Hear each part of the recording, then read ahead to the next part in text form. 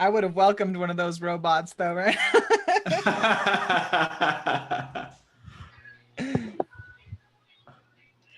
Here we go.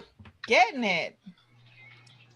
Awesome. We're live. I can see now. Now we just have to do Go for it. Do your introduction. Yeah, we got to go and get it on to can you make it into not speaker view but to the gallery view? I'm making you host again, Lawrence. You have to do it on your end, but yeah, that's fine. There's a button in the upper right hand corner that there we says, go. Got it. I got it. All right, you guys. Thanks for your patience, Kyle.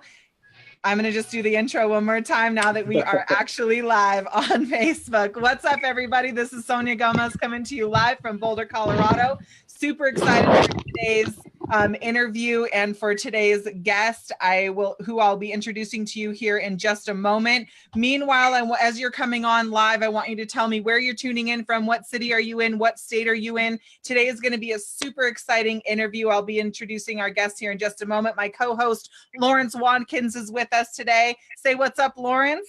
Hey, what's going on, everyone? It's great to see everyone this afternoon.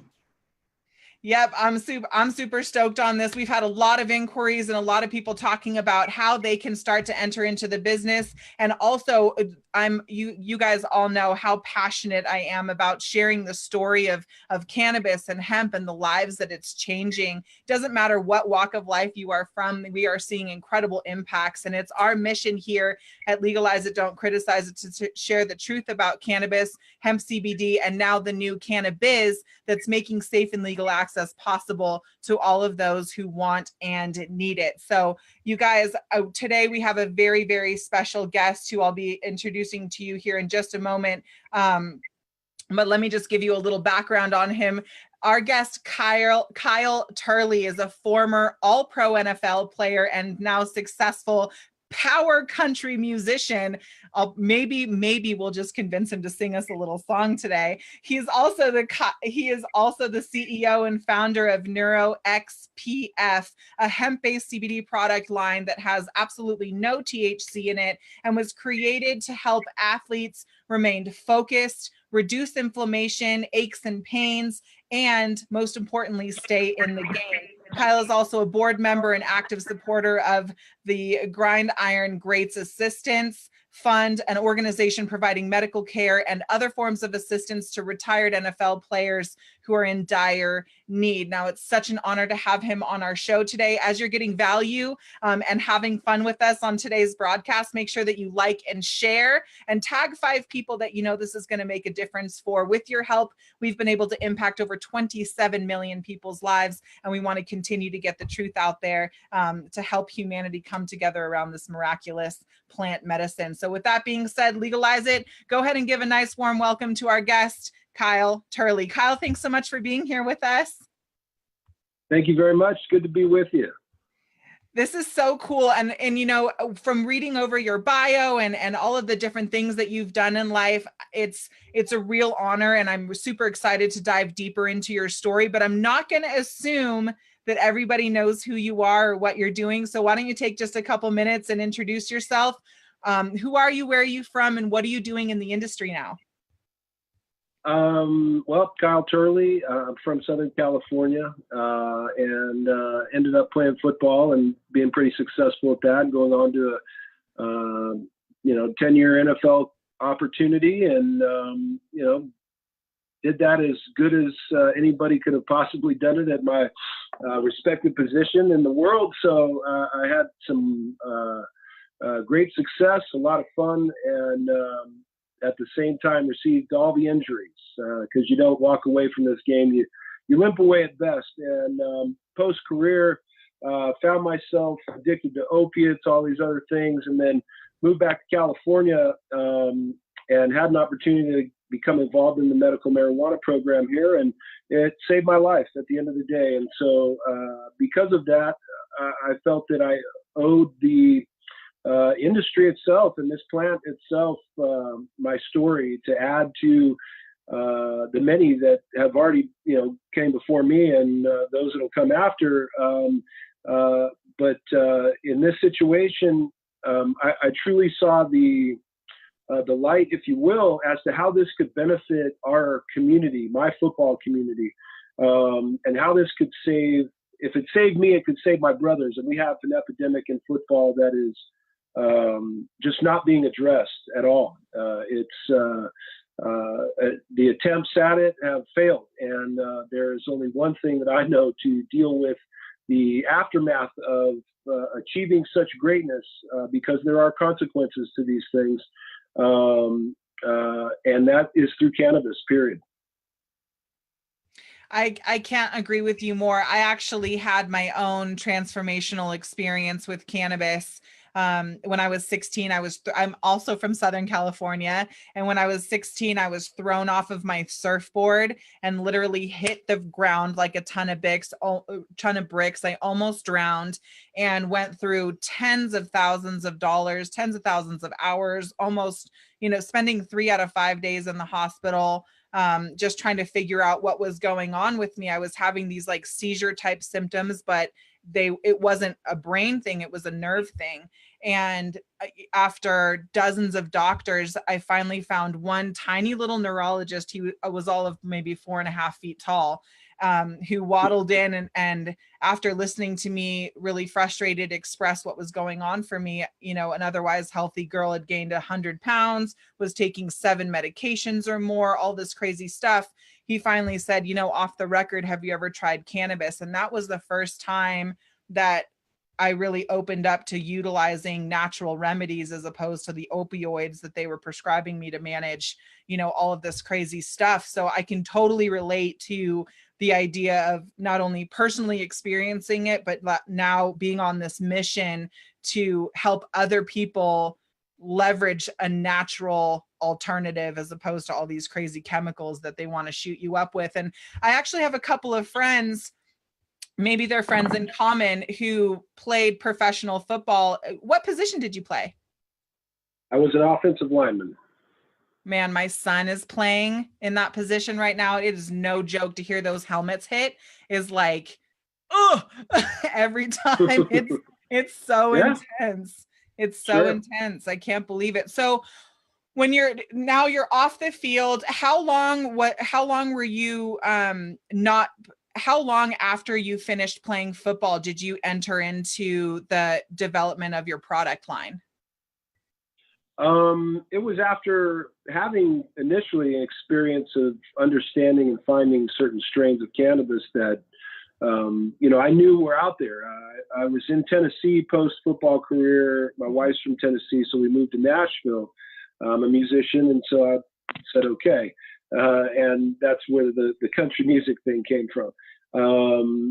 But when I moved back to California, it was because of health reasons, because of my personal health issues that were becoming worse and dealing with this aftermath of this game, and then just the ongoing medications that were being prescribed to deal with it that just were having no resolve. And so, I was taking a cocktail of pills already for all the orthopedic issues. And then it developed into psychological issues and dealing with neurological issues, vertigo, migraine headaches, all of these things that became constant, frequent, and worse were just a part of daily living that, basically made you not want to live anymore. So, in that cannabis saved my life, in that I don't think about suicide anymore. I don't think about homicide anymore. I don't think about all these things that were just, and being depressed constantly, that, you find that these are the side effects of these medications. And so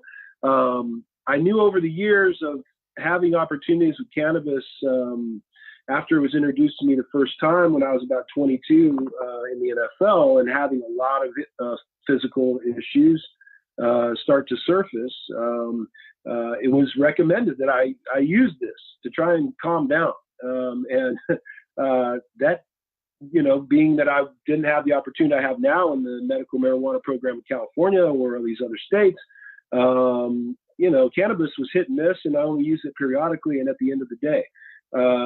I wasn't able to find my strains. And then when I came to California, I found strains that I knew, because of use in these other states, and every now and then something different would come along, You never knew what it was. You didn't know the name of it. The only name I ever knew of any strain that ever came along was Alaskan Thunderfuck, because how do you forget that? And it was, just a real frosty wheat. It looked like shredded wheat, like super frosty. And so I never forgot that, but that was what turned me on to that. There are different strains of this plant. And then I had certain experiences with just, periodic use that proved that to me. So when I came to California, I just went on a mission to try every strain possible. I went to every dispensary in the Inland Empire. I went to every dispensary in the desert, in San Diego to Los Angeles, to try all these different strains. And I started to figure out how strains work. And then I started finding these particular strains that dealt with this more and these issues I was dealing with better than anything. And then they allowed me to get off of all those pills. And what I found was, freeing away from those pills, all of those things that were really bad went away psychologically and neurologically. More importantly, that no more vertigo, no more migraine headaches. These types of things were easily addressed and resolved, immediately. So I then went into testing these strains and what made them so different. And it was these other elements of the plant, CBD, high-end CBD strains, terpenes off the charts, above all others. And so as I started figuring that out, I realized that I need to start looking into these other areas. And so that's how I became informed and knowledgeable about CBD, and then telling my story around the community, some of these conventions that were, just starting. We've gone from 0 to 100 miles an hour with conventions where, in like literally 3 years, we were having the first, conventions 3 or 4 years ago in San Diego. And these things were very small and like, little speakeasy type deals. And now, and same in Colorado and these other areas, I was at the first rally there at the square in Denver for the first 420 after it was legalized. Then the shots went off and everybody dispersed and all those other things happened. And I've got my theories on that, but, this thing has now gone to where you're taking over, convention centers in Las Vegas and New Orleans and Chicago, all these areas.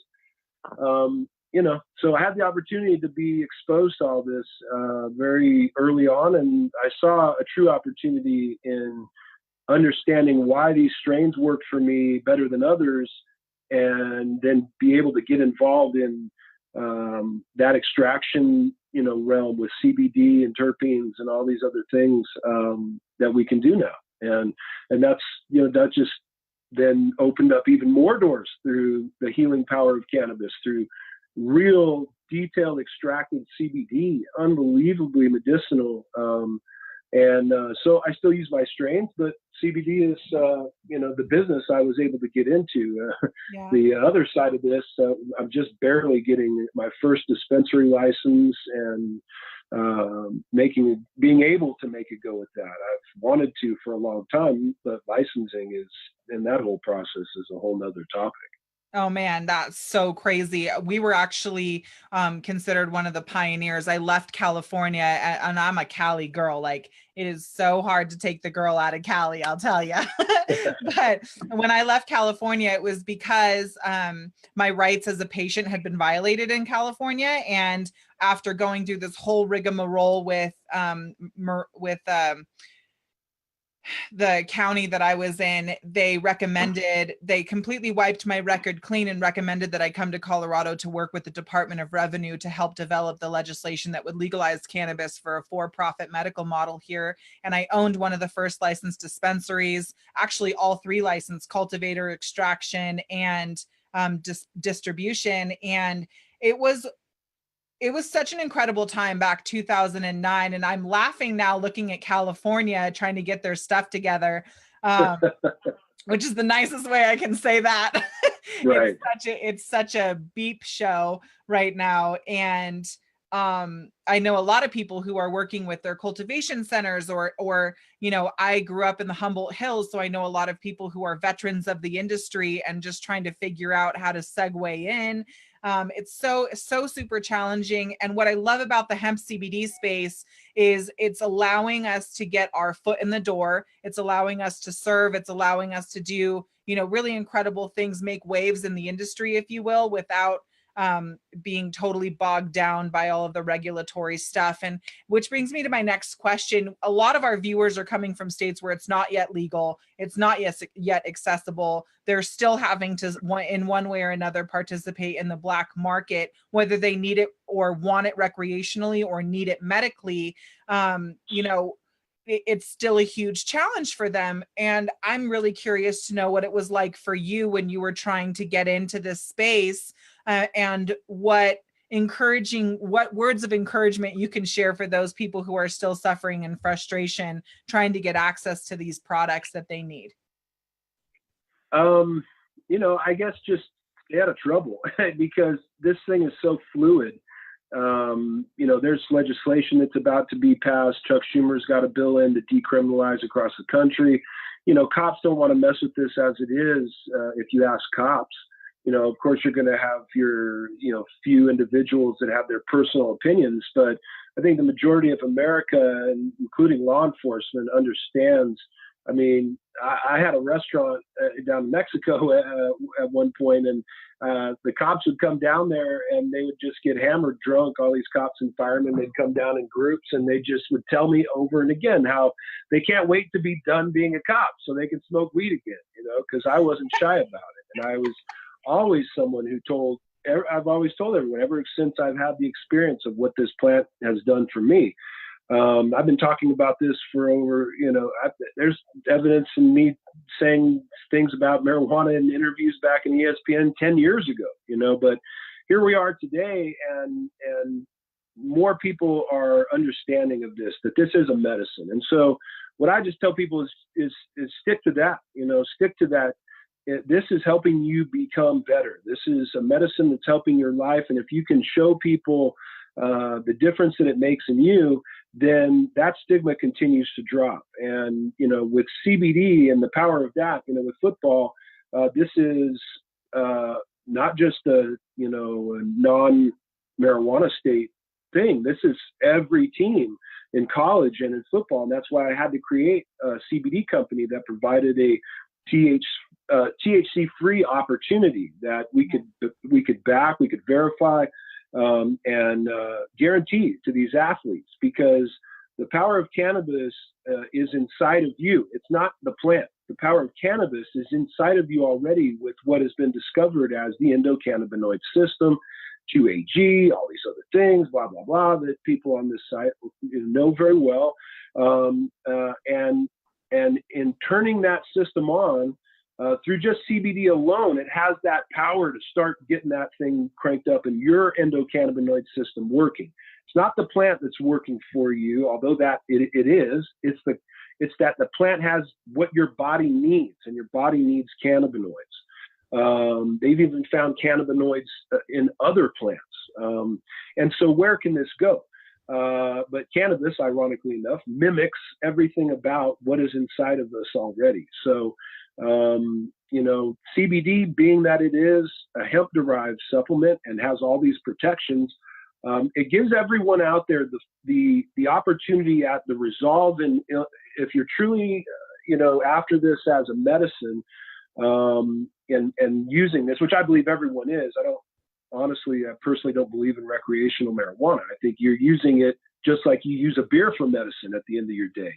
You use a cigarette as a medicine during your day, at the end of your day, whatever it may be. Those who choose to go in excess, that's then the problem. But everything is medicinal, and especially with cannabis. That's my view on it. And so through CBD, you have the power to start spreading that word loudly. And, living your life the way that you would hope that the world would see you is the other route to breaking down all these other stigmas. And, when I'm around everyone, they don't know, and they're like, well, you don't smoke it, do you? And I'm like, yeah, all day long. And you would never know it, because this makes me better. I've found what this does for me and how it works with my system and how I can use this to make me better. So I just challenge more people in these states that are not marijuana states to try and go and find those strains and understand that weed's not just weed. And you can find these key things that in strains and in CBD every day that'll just start changing your life. And then everybody's going to start looking at you going, wow, I need to get some of that, because that's how it's worked for me. And I got my entire Mormon family addicted to CBD now. I love it. Your Mormon family. Actually, Yeah. I have a really good friend in Utah, and they are as Mormon as the day is long, and they own like this huge CBD biz op company, like MLM style company, and they're just like, oh yeah, going to temple and giving it out to the the church. And I'm like, you guys, I love it. It's a lot of progress. I'm on the other side of things where I've seen like the good, the bad, and the super ugly and all of this stuff. And it's just such a relief to kind of be able to just relax into the progress here. There's been so much protocol that now we can get into the progress, and it's such an exciting time. Do you know by chance Justin Sandy? I do. Yeah, so he's a good friend here, and we actually had the pleasure of going out to his farm, and he's doing such incredible stuff out here. And I'm just so super proud. So that's one of the friends that I think we have in common. And I'm really there's a lot of athletes, a lot of great guys that have stepped up now and are really, because my whole thing about it is you can't just talk about it, you've got to be about it. And then furthermore, in understanding this industry, the forward-thinking mind is going to expose this more. And so those that have this passion need to be in this industry because, I'm still getting calls from people like, oh, we want to buy, our way into this industry. We've got $1 bajillion and we think we can corner the market on CBD and we can do this and do that. Or get extractions, of THC, and we don't care what strain it is, and we're just gonna hoard this, and we're gonna then put it out, and it's just weed, right? It's just like that. This is not going to help the industry. You're not going to make a successful business. People aren't going to support your products. This is much different and more, involved, and people understand this is not easy money by any means necessary. Yeah, no, not at all. As a matter of fact, it's kind of getting flooded out now. There's been so much focus on cannabis. Everybody's trying to get into the cannabis space, and something that's been really consistent amongst the business owners and the passionate participants in this industry. I can see the mission-driven entrepreneurs like yourself, like myself. I'm not one of those people that are easily influenced and certainly cannot be bought. I am not income driven. I'm impact driven. And that's not true for everybody. A lot of people are just looking at this like, how can we pull the most money out of this industry? And what we're noticing and the consensus amongst us business owners is, you can't have a hit it and quit it mentality in this space. You really have to have a passion for it. You really have to have a bigger mission, and that's going to give you the stickability that you need and the trust from the consumer, because everybody is trying to get something out of them right now. And you're absolutely right. Cannabis and many, many other things, food, all of these different things are medicinal. It's when you start to abuse it in access that it loses its medicinal qualities. Now, one of the questions I'm really curious about, and I love asking this to people in all different stages of their business, because we obviously know there's a ton of competition out there. We want to know what differentiates your brand or your business, what's going to be the thing that sets you apart. But what keeps you in this industry when so many people are dropping out or trying to claw their way in? What's the thing that keeps you here? Well, I mean, that we just, it's a great segue because it's passion, it's purpose. It's why I created this company. We were originally Neuro Armor. And I told them it doesn't matter if Under Armour wants to sue us and spend $1 million to take our company down because we're selling too much product. I'll change the name, because it's not about the name. It's not about me. It's about this plant. It's about this message. And the more we can brand and market into the right areas and make it palatable to people and give that information, then the product sells itself, because it works. And when one person gets a bottle, it brings 10 more customers because of the experience that this one person has. And that's the type of product this is. By no means do I think I'm some massively famous football player. I mean, I've got a lot of accolades and things and, stuff that would say that I am, but at the end of the day, I'm 42 years old. The game's passed me by. I don't have the platform that these young guys have in playing the game today. And what's worked for me in building this company and every other project is just the passion behind it, and that you're just not going to give up, because believe me, I've wanted to. But it comes back to the passion for the plant, and that that the things that you're doing are going to help advance the conversation. That's why I've gotten into this industry, period, is to advance the conversation. It's not to make money. It's not to create the next Nike or Red Bull. It's to advance this conversation, is to give people the healing of cannabis. If the government said tomorrow, okay, fine, we're going to legalize marijuana. It's going to be available in Walgreens to everyone, in all strains and in all extractions and all availability of every way that this thing can advance, and all the people in the cannabis industry now, we're going to give you jobs, work for the government in this whole thing, and everybody's going to do that so everybody can have access to this plant. I'd be the first person to vote for that, because I know how many lives that will save. I know how many of my brothers personally that would save. Yeah. And this is worth that. And so, because the government doesn't want to do that and doesn't want to give everybody marijuana, they'd rather give us opiates. It's going to take those people that are passionate about this, that are entrenched in this conversation for the betterment and the realization of that this is a panacea. If you find what works for you and how it speaks to your body, you don't have to be sick anymore. You don't have to have cancer. You don't have to have all these illnesses. I've woke up people out of comas with this stuff, multiple people. It's insane. If they start just giving CBD to people in coma wards across this nation, just today, you'd have people would think that Jesus came back, because of how many people would wake up out of their comas by just giving them CBD. And this is very real. And so for me, you have to be passionate. You have to be for this. I really, you have your big pharmas, you got your John Boehners that are now going to leave politics and get involved and be the heads of cannabis companies.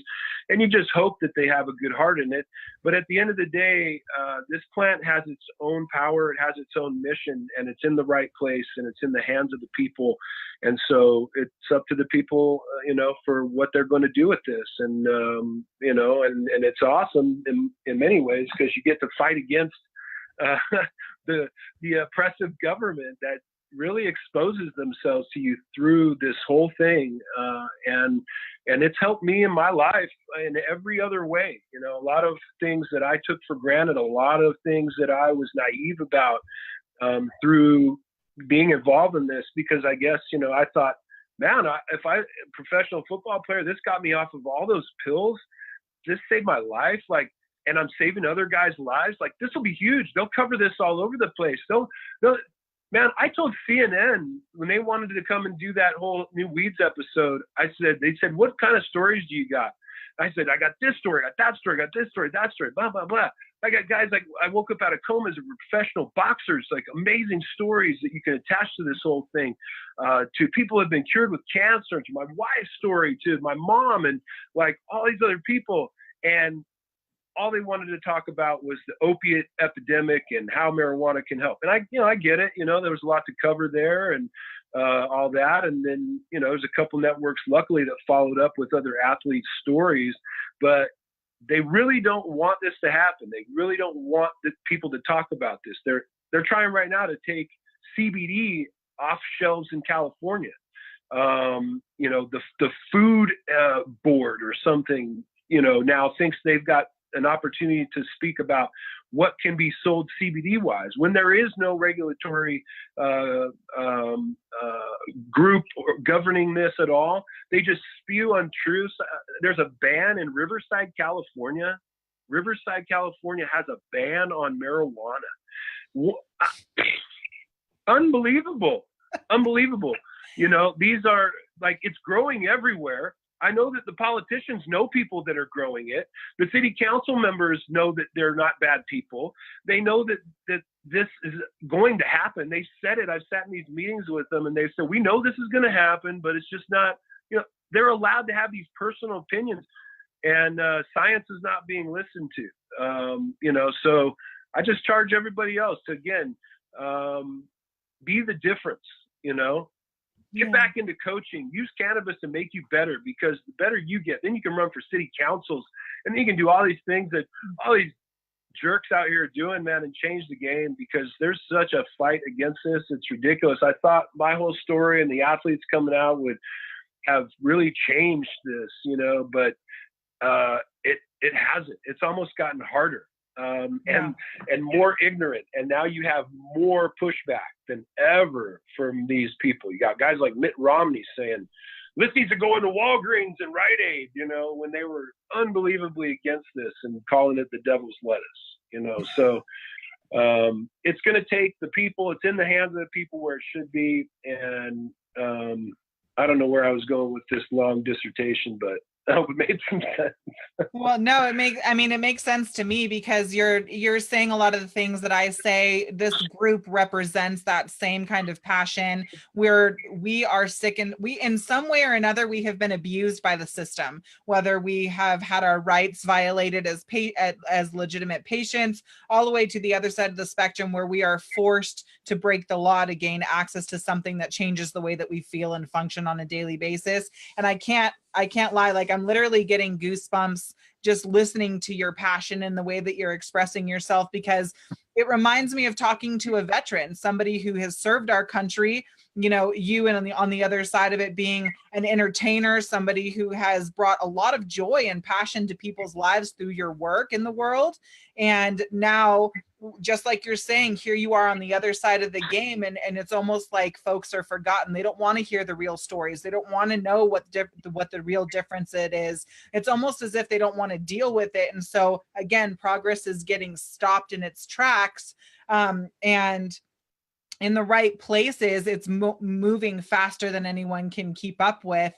So many things are changing all the time. So it's just such an interesting time. I love the fact that we have this online community that gives us a global reach, and we're really education oriented. Just like you said, like, I can't believe the alignment in the message here, because when you say to better yourself, you can better the results that you're striving for. And together we are stronger than when we're apart, and we have to be the change that we want to see in the world. These are the quotes that we share in common that really ignite us both, So I appreciate that so much, because oftentimes I'll have folks on here who just talk shit. They just want to talk about the business and how great their product is and all of this stuff. And you're giving a very real dissertation of what it's like to not only be in the grind and in the trenches, trying to transform the way that people think and approach and utilize cannabis.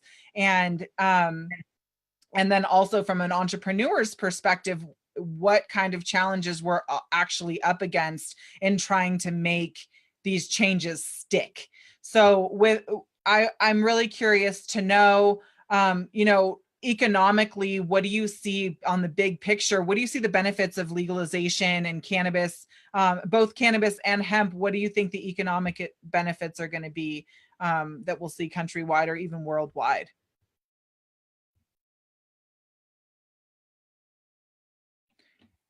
I lost sound with you for a second, Kyle, or can you still hear me okay?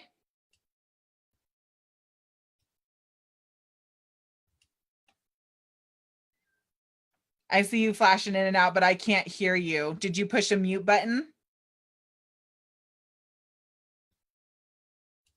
Did you push the mute? I think I lost you for a moment. I lost your camera and I can't hear you.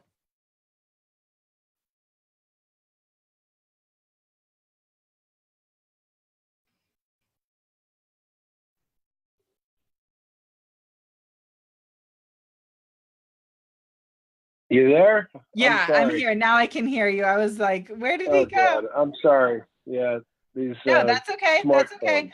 I just want to know a quick and dirty view on what you think is going to happen economically when legalization does happen. You know, when legalization does happen, Don't touch anything. I can see and hear you. oh, you can see and hear me? Yeah. Oh, okay, because I just can't see you then. Okay. All right. Well, as long as you can see me, that's great. Wait, you touched it again. Now I can't see you. There we go. Okay, no touching. There we go. No touching. So I can't see you, and I don't know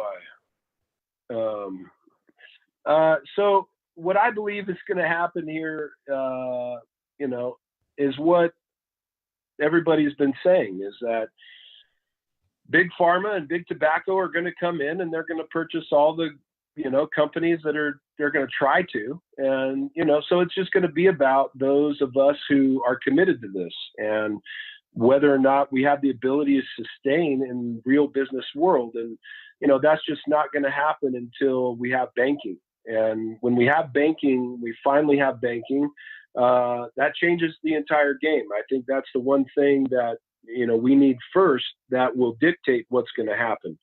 You know, but you just, it's just so crazy. It's just insane because the science is there that should deschedule cannabis 100 years ago. You know, when they did it the first time, the science was there.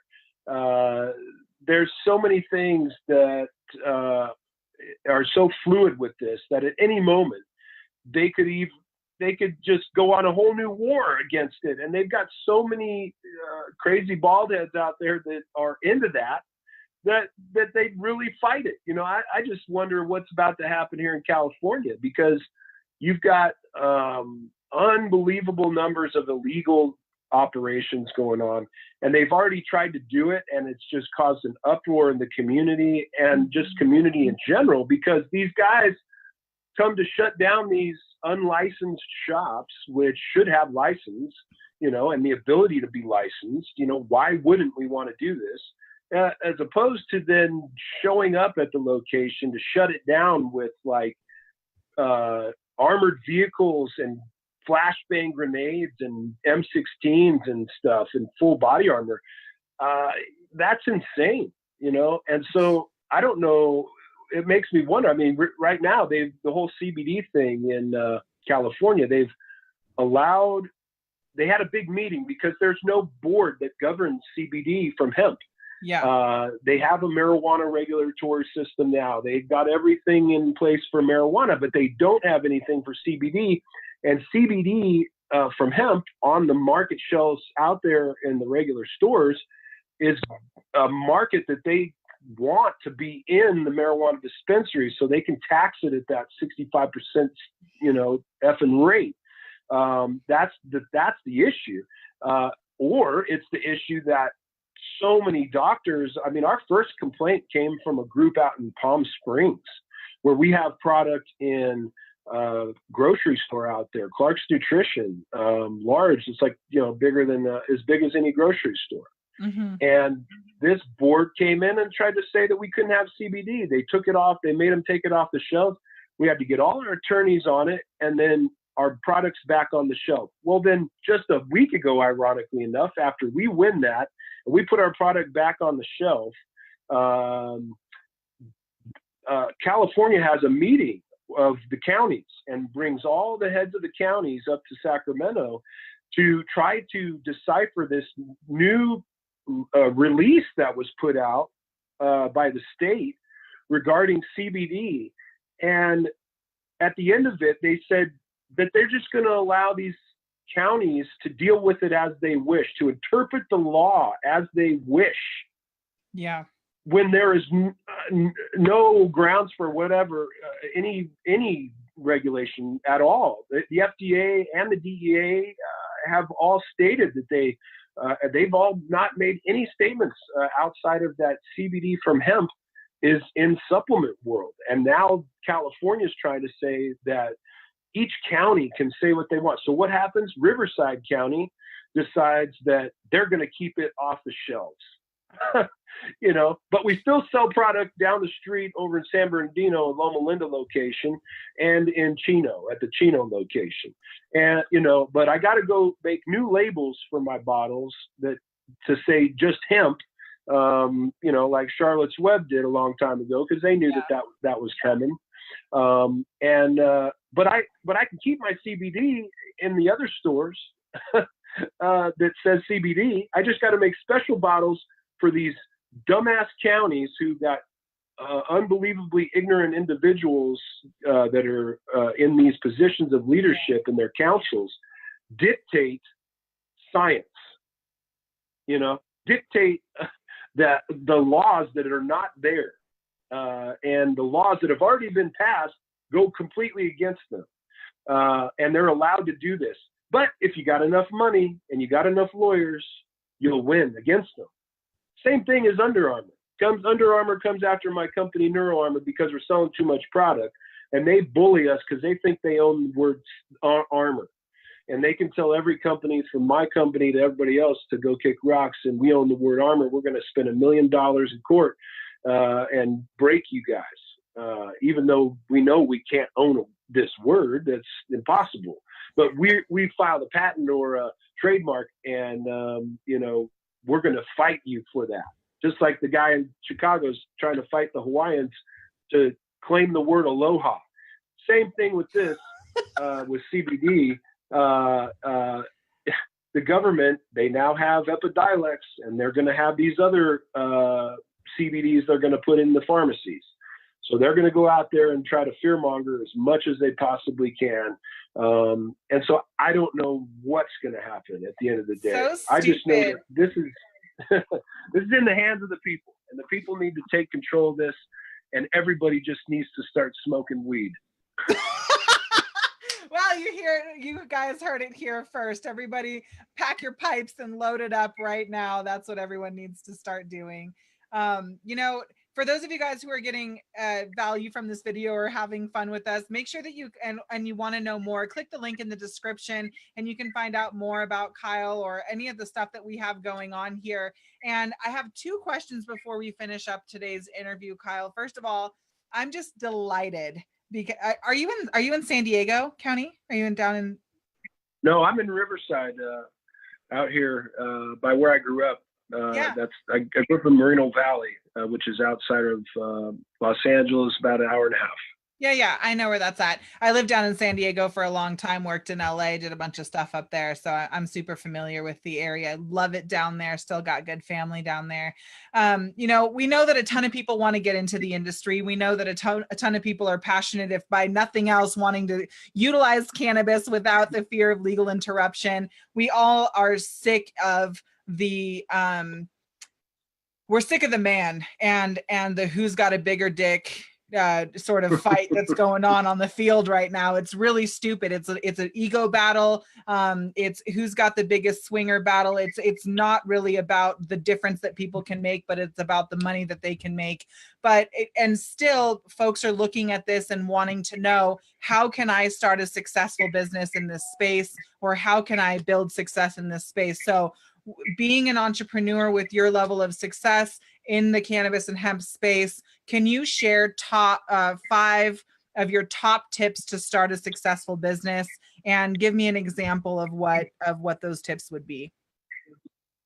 Yeah, I guess, CBD, that's available to anybody out there. If you've got the money to get involved and to purchase the product, there's some producers in Kentucky and Colorado and Oregon, Washington, other states now are coming online with hemp. being able to be sold to the public, and you can get in the CBD game very easily if you have the money to do it. And at the end of the day, then it becomes about what is this about? Why are you? If you're selling a product?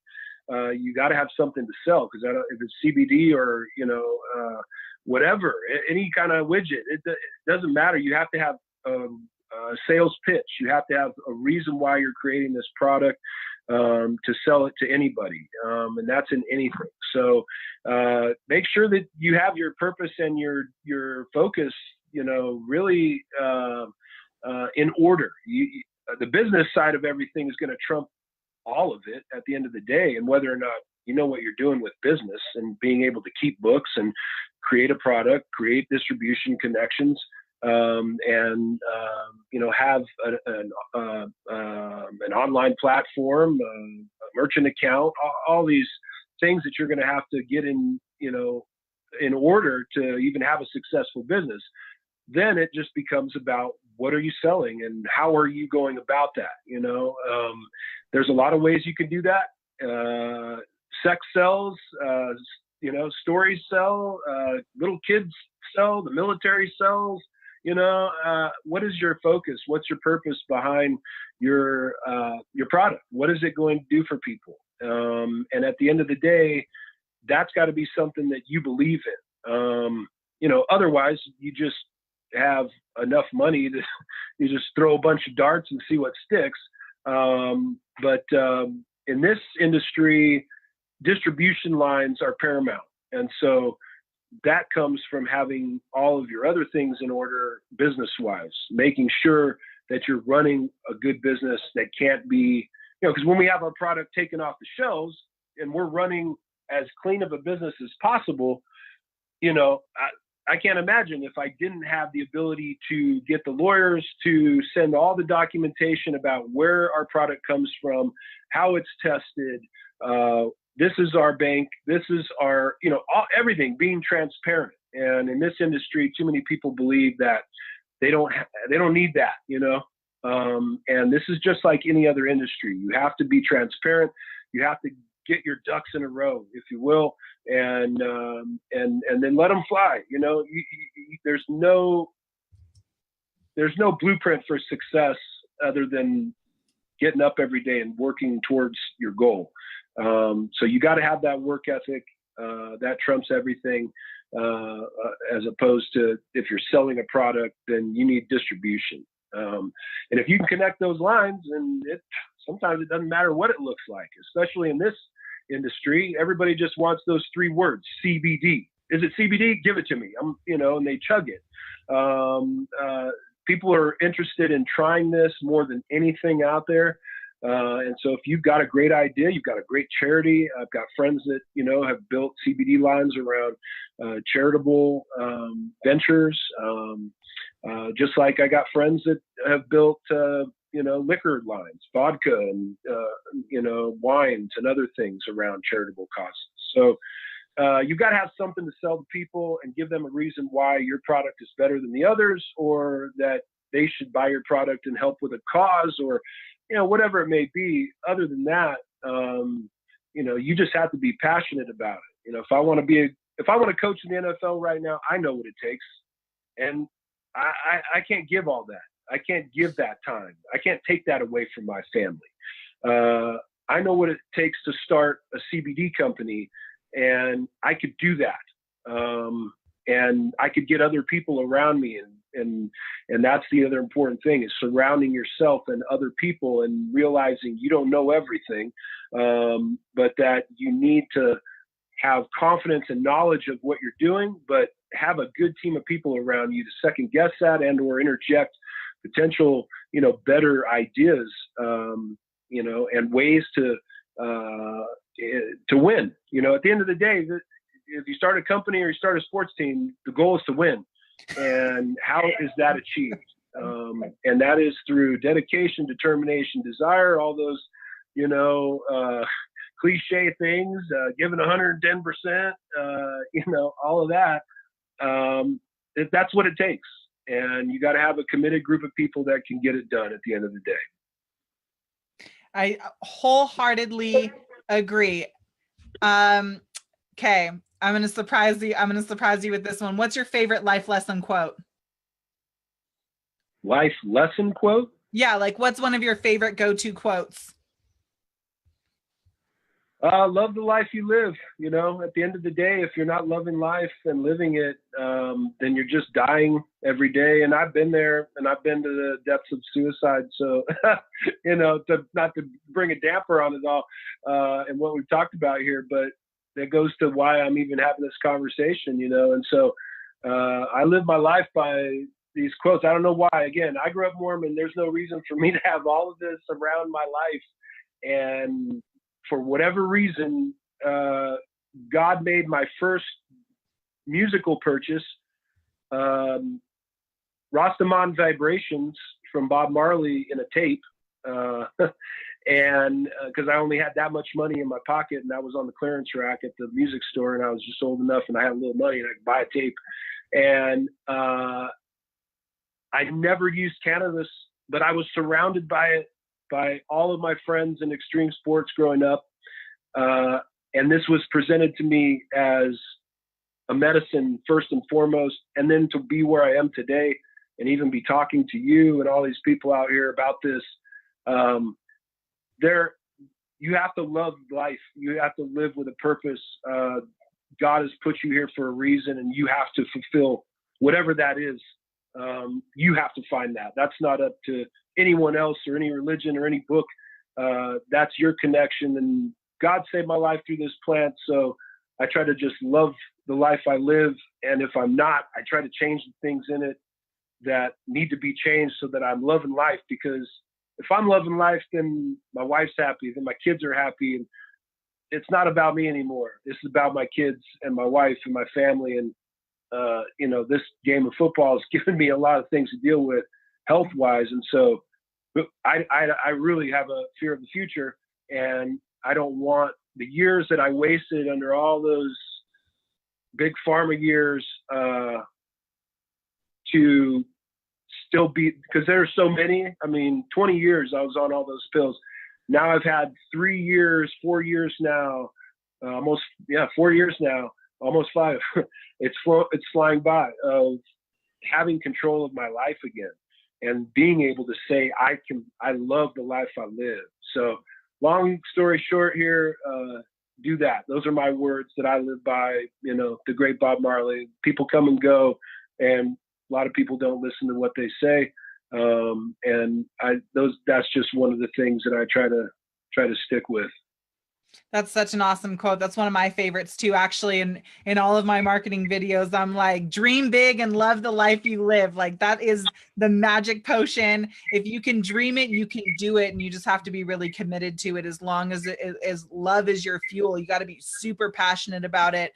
Otherwise, it's just not even worth wasting time on. That's the one thing you can never get back, is the time that you spend on stuff. So I'm so grateful and appreciative and really humbled by your position. There's a lot of assumption around, you know, how professional athletes or celebrities or whatever can be, and you're just so super down to earth, really approachable and very honest, and that means so much in this space. It's not pretentious at all, and I'm just so happy to get to know you, and I'm sure that we're going to see each other in social environments again, especially with the friends that we share.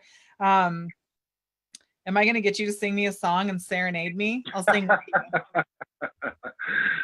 Maybe one day. Maybe one day. I don't know.